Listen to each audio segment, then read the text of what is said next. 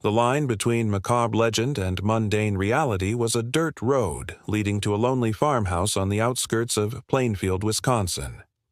This is where the story begins, not with a scream, but with the scent of smoke and a creeping dread that would soon curdle the very soul of Middle America. Our guide into this darkness is not a hero, but a slight, balding man with watery eyes and a shy, almost girlish voice named Edward Theodore Gein. To his neighbors, he was just Eddie, the odd but harmless 51-year-old bachelor who lived in that crumbling, isolated home with his domineering, fanatically religious mother, Augusta, long after her death.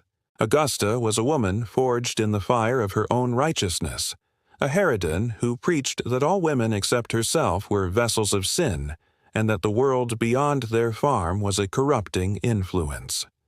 She filled her sons' heads with fire and brimstone, and after her husband died, and Eddie's brother Henry mysteriously perished in a fire, Eddie was left utterly alone, trapped in a decaying monument to his mother's wrath. For years, the Gein farm was just a local curiosity. Children would dare each to run up the overgrown path, spooked by the tales of the reclusive man inside.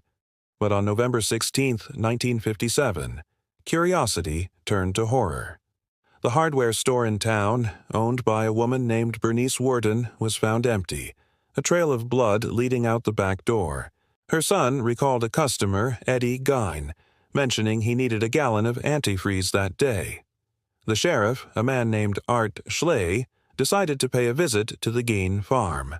What he found when he stepped through that doorway was a vision from a fever dream, a tableau so vile it would redefine the meaning of evil for a generation. The air was thick with the stench of death and decay. In the dim, cluttered kitchen, Bernice Worden's headless, gutted body hung upside down from the rafters, dressed out like a deer. It was a slaughterhouse, but not for animals. This was merely the prelude. The subsequent search of the property, a days-long excavation into madness, uncovered a collection that was less a trove of trophies and more an archaeologist's dig through a psychotic mind.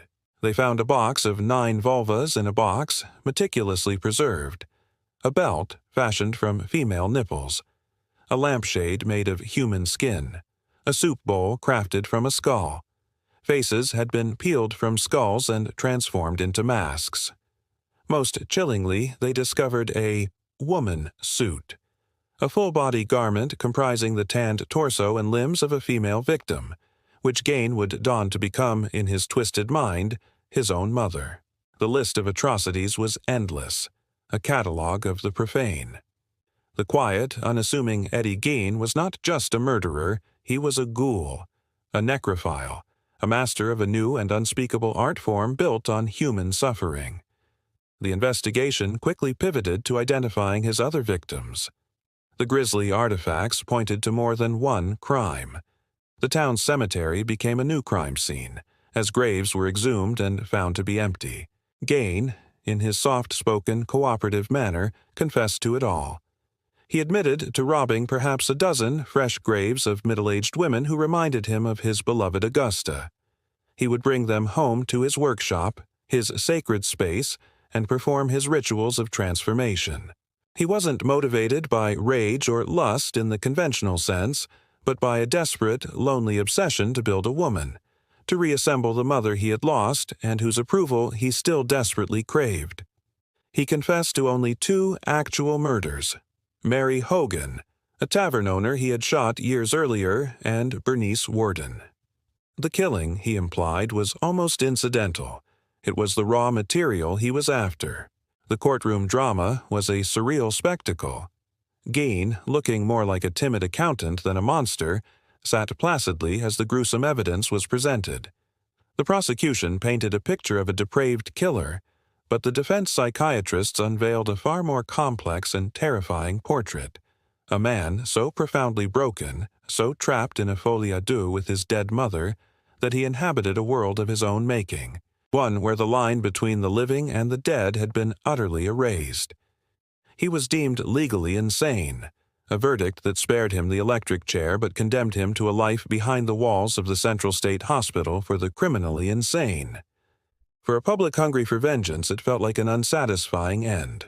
There was no dramatic confession of evil, no moment of reckoning, just the quiet, unsettling reality of a shattered mind. But the story of Ed Gein did not end with his incarceration. It was just beginning to fester in the cultural consciousness. His isolated farmhouse, his skin suits, his quiet Midwestern demeanor became the dark clay for a new kind of American monster. Robert Bloch's novel Psycho took inspiration, transforming Gein into the motel owner Norman Bates.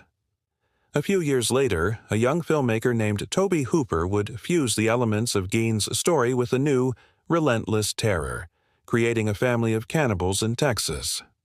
The character Leatherface, with his masks of human skin and his chaotic butchery, was a direct, horrifying homage. Then came Thomas Harris, who looked at Gein as quiet obsession with building a woman and saw the genesis of Buffalo Bill in the Silence of the Lambs.